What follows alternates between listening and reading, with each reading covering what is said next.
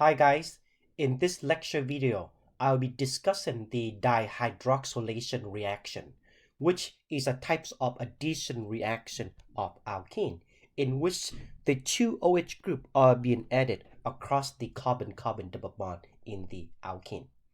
Now, the two hydroxy group can be added to the same side of the double bond or on different side of the double bond, and that when we refer to them as anti-dihydroxylation or syn-dihydroxylation. So in the case that the two OH are being added to the opposite side of this double bond, where when one OH group is pointing up and the other one is pointing down, then that is then called the anti-dihydroxylation reaction. The syn-dihydroxylation reaction is when we have these two OH group right here that are being added to the same side. Now they can be pointing up or pointing down. Okay, and so again, that would be the two options that we can have.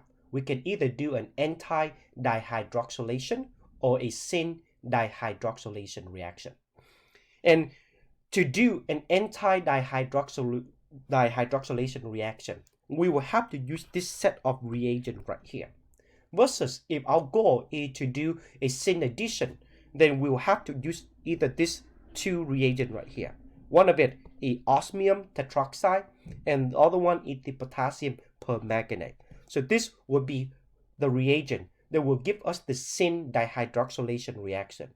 Versus if we want to do the anti-dihydroxylation, then we have to do a two-step reaction. By first reacting this with MCPBA and second by an acidic water. So now let's go over the anti-dihydroxylation first. So this is when we be adding two OH on the opposite side of the carbon-carbon double bond. So this is achieved by using a two-step procedure. The first step is to take out our alkene and reacting this with the RC3H, and this is known as the peroxy acid. Okay, an example of a peroxy acid is basically MCPBA. So MCPBA right here is an example of a peroxy acid. So here in this case right here, we can have MCPBA in the presence of dichloromethane. And what this would do is that it will convert our alkene into an epoxide. And once we have this epoxide already, we can open up this hydroxide right here by taking this and reacting this with acidic water. So where water will be acting as a nucleophile, and then that will come in, attack one of this carbon, and in the end, we'll be having two hydroxy group on the two different sides of this double bond.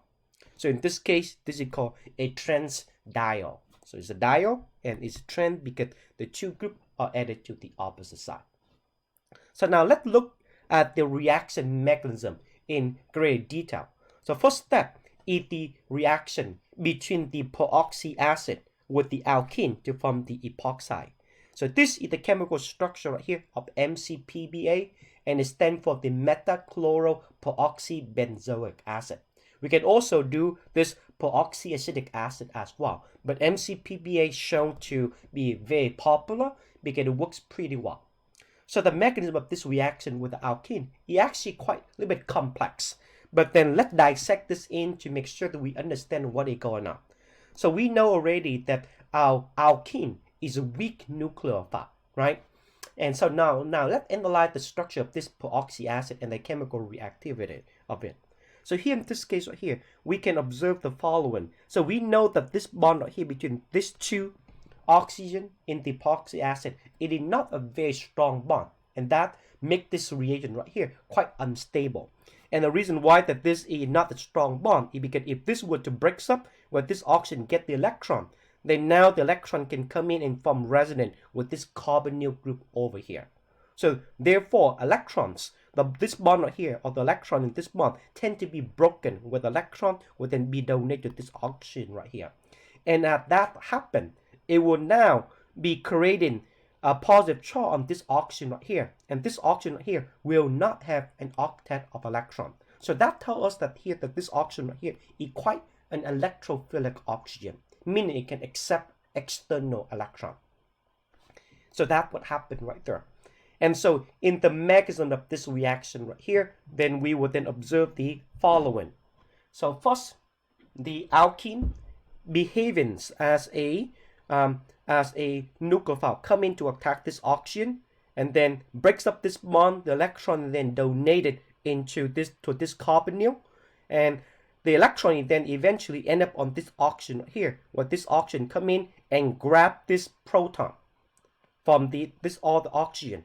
And when that happened, now this oxygen right here would now become a good nucleophile, and that come in and attack the carbocation that been produced here. Once this alkene is serving as a nucleophile to come in to attack this oxygen, this carbon will become a cation. And now the oxygen, so at this bond they break it up, the electron in this bond now come in to attack this carbon right here. So in the transition state, this is what happening. And in the end, we are forming epoxide right here. So this oxygen is being added to this carbon-carbon double bond. And the oxygen will then be added to the same side, right? Because they have no other option of doing that. We can't have one bond point up, the other point down, but they have to be on the same direction. And that is the formation of the epoxide right there. Now, we can actually convert an alkene into an epoxide in a one single step by using MCPBA, okay? But in this case right here, we want to make a diol. So therefore, in the next step, once we have produced this peroxide already, we will then open up this epoxide right here to convert this into a diol by reacting this with acidic water. Now, there's two ways for us to actually open up this ring right here. We can either do this in an acidic medium or a basic medium. So either way would work. Okay. And now in this case right here, let's do a acid catalyte open up this epoxide right here. So first, when we take this and react this with acidic water, so first the oxygen from the epoxide would act as a base, and that come in and pick up this proton right here. And now we have a protonated epoxide. And once we have this protonated epoxide already, again, this is not stable right here, so it very much is ready to be broken. So another water molecule acting as a nucleophile, and that will then come in and attack one of this carbon. Here in this case right here, this carbon right here, these two carbon are equally substituted. If they're not equally substituted, where one carbon is more substituted than the other, then the nucleophile will be attacking the more substituted carbon. So if that is the case, but here in this case, it does not matter because both this carbon right here are equally substituted. Okay, so water will then come in and attack from the other side. And so that, and by the time that we have the last proton transfer step, now we end up with two hydroxy group. One it would be pointing up and the other one will be pointing down. And that's how we end up with the anti-dihydroxylation reaction, or an anti-diol. And will also be producing the other enantiomer, where this hydroxy group will be pointing down and this OH group will be pointing up. But then that is the mechanism of this MCPA followed by the acid catalyte opening of the epoxide. And now let's try some of this example right here. So if we were to take this alkene and react in them with first MCPA, PBA followed by water, then what would the product be? So it's quite easy. So in this case right here, we will then see that the two, so plus recognize that this reagent right here is the dihydroxylation reagent, where we do the anti-addition. So meaning that the two OH group will be added to this carbon-carbon double bond. And now to be added to the opposite side. So keep that in mind. And once we have realized that already, it's quite easy to draw the structure of the product. So the structure of the product is when we have one hydroxy point up here and the other one on the other group will now be pointing down. And there we go. So that would be one of the product. And we'll also be producing the other enantiomer as well. So quite easy to predict the product of this types of reaction. Now, what happens if we were to have a complex or a chiral alkene? Then would there be selectivity where we will be able to produce one more of one enantiomer over the other? And the answer is yes. Okay, so the outcomes of the product is really very much dictated by the structure of the starting alkene. So if we were to have an example, let's say here in this case right here, number 27, where we have a chiral alkene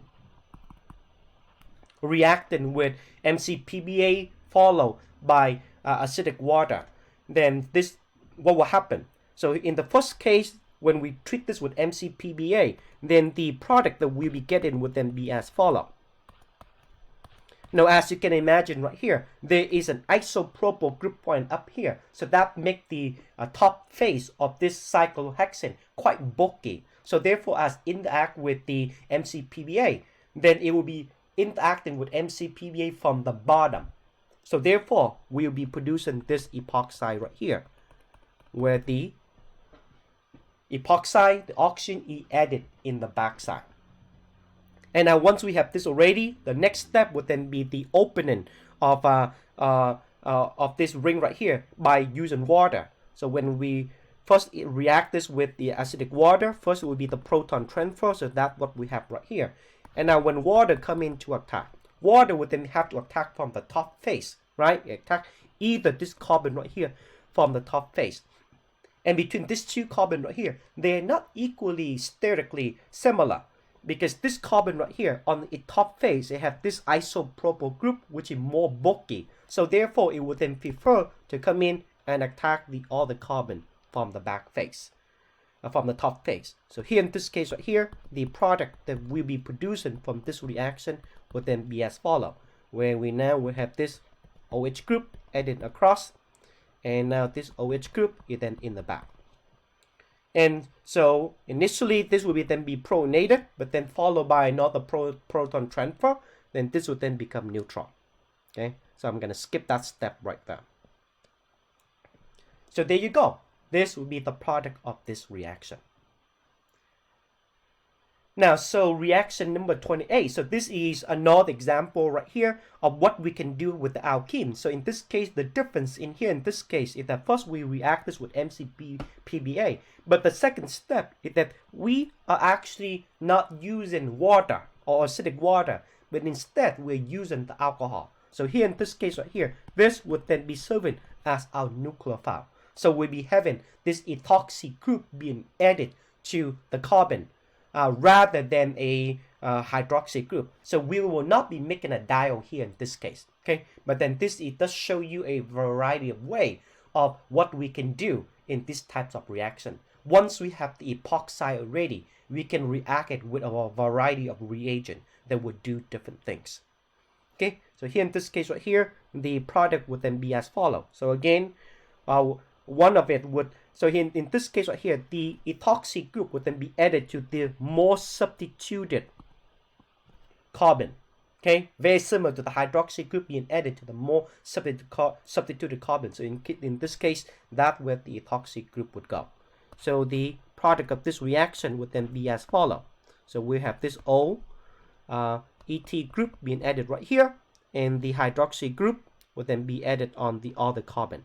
And now let's now show the stereochemical outcome. So if this ethoxy group right here is pointing back, if the hydroxy group is in the back, then that means the ethoxy group here have to be in the front. And now one of this group right here has to be in the back. So that would be the product right there. And we'll also be producing the other enantiomer. And similarly on this reaction right here, if we were to have this epoxide produced already, and we now taking this and reacting this with phenol in the presence of acid, then again, we can open up this epoxide right here. So the first step going to happen would then be the proton transfer, right? Where this come in and pick up the proton from sulfuric acid. So we'll be producing this product right here.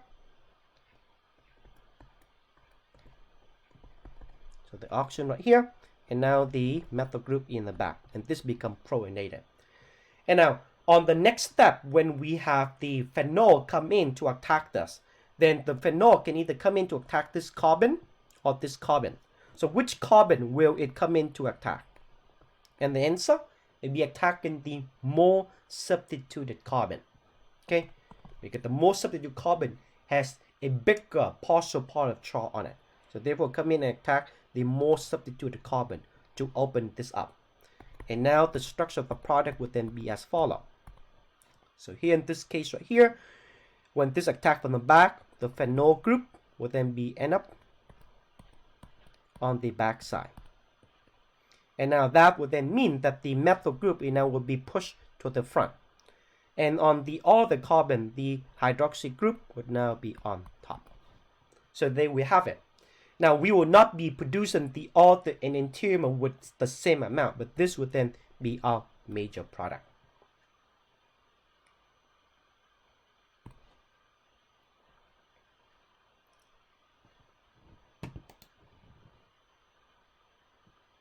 And now let's talk about the syn dihydroxylation reaction. So this refers to the addition of the two hydroxy group where they will be added to the same side of the double bond.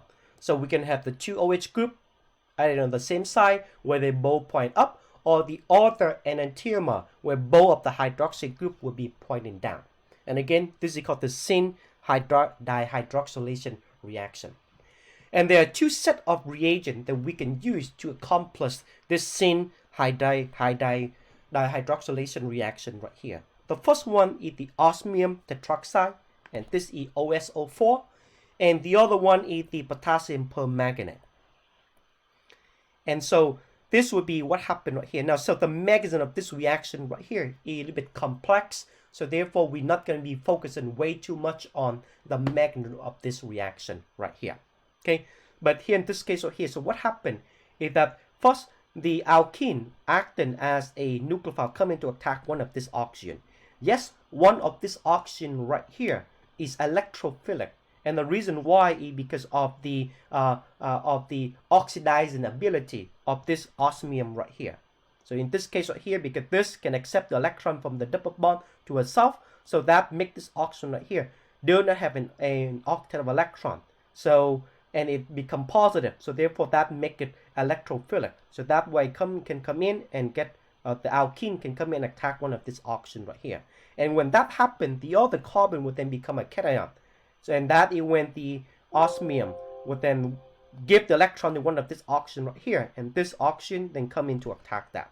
So in the end, this is what we would then see right here. So this is called a cyclic osmate ester.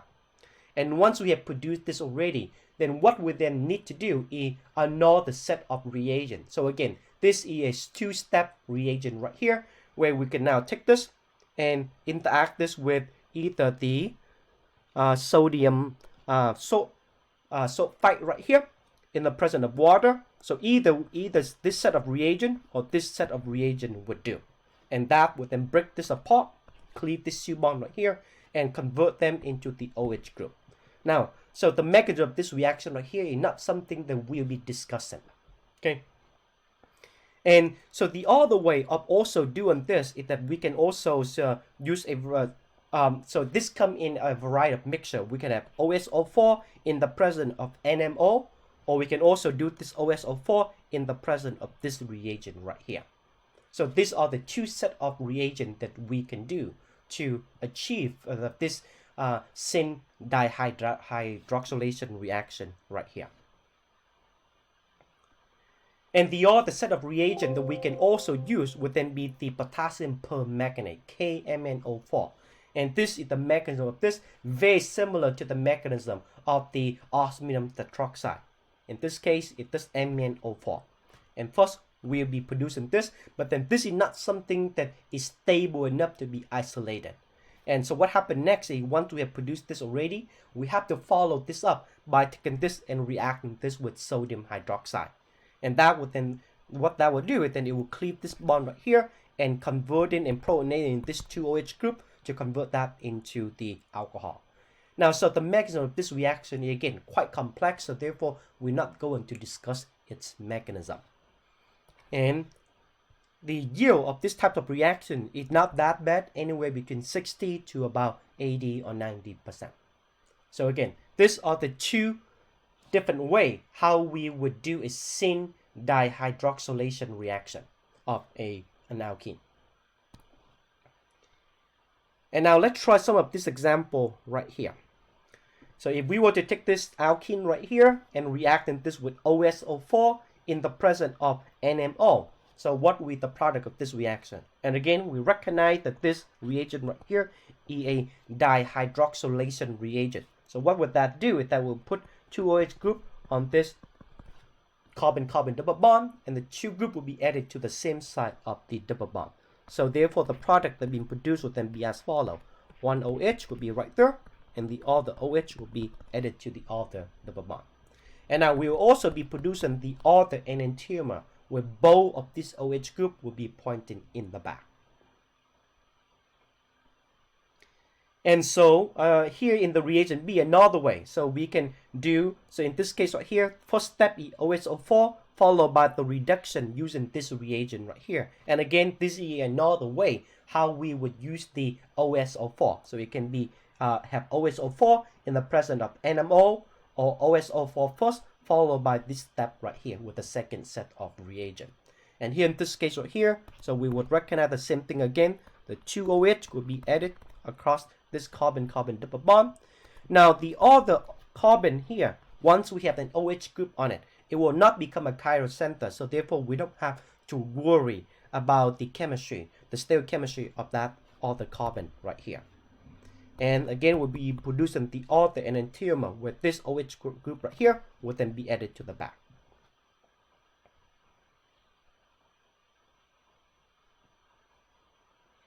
And let's now try another reagent with KMnO4. So here in this case right here, if we were to have this reaction right here, then again, this would then be another way to do the syn dihydroxylation reaction, where again the two OH group, it will be added into this carbon-carbon double bond. And now they be pointing up on the same side, right? But we don't have to worry about the stereochemistry of this carbon right here. Since after it's been reacted, it will not be a chiral center. So we'll be producing that product and the other enantiomer. So quite easy to predict the products of these types of reaction.